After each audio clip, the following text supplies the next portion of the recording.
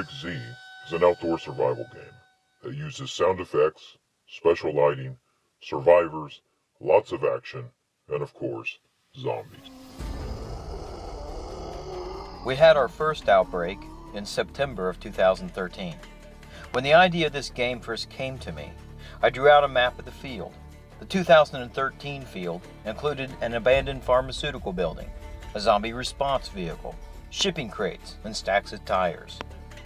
We put the vaccines in an old suitcase and bolted the suitcase down to a barrel. It was simple, but it worked effectively. We assembled the survivors into colonies. Each colony was identified by a colored wristband. The colonies would take turns on the playing field. They would start at the safe zone and then run across the field to the pharmaceutical building, avoiding the searchlight and also the zombie hordes to acquire a vaccine and then return to the safe zone. The colony that collected the most vaccine at the end of the night survived the outbreak.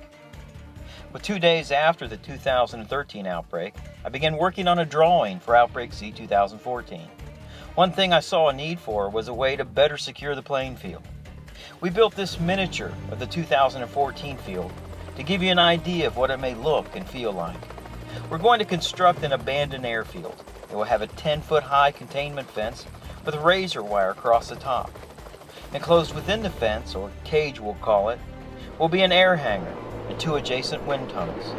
Tunnels that the infected will use to enter and exit the airfield. The airfield will have controlled lighting across the top of the fence. We will also have 2 towers containing searchlights. If the 2013 event is any indicator of the group size we may be talking in a neighborhood of 1,000 participants per night.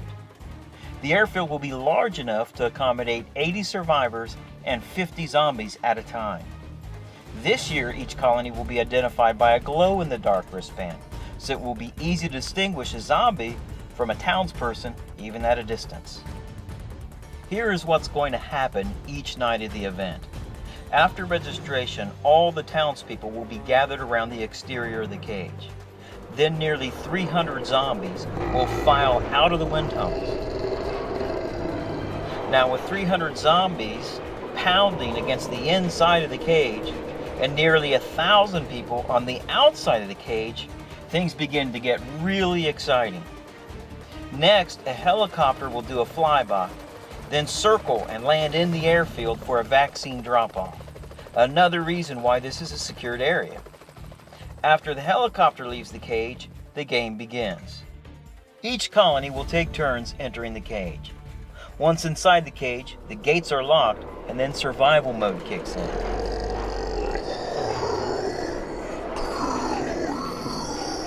Each colony will have at least 2 rounds to gather vaccine.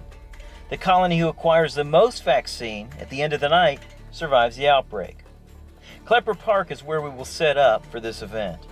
There's plenty of space for parking. A concession stand will be available along with t-shirts, and you can purchase tickets for helicopter flybys if you want to get an aerial shot of the zombie hordes. As we get closer to the outbreak, more definition of the game will be given.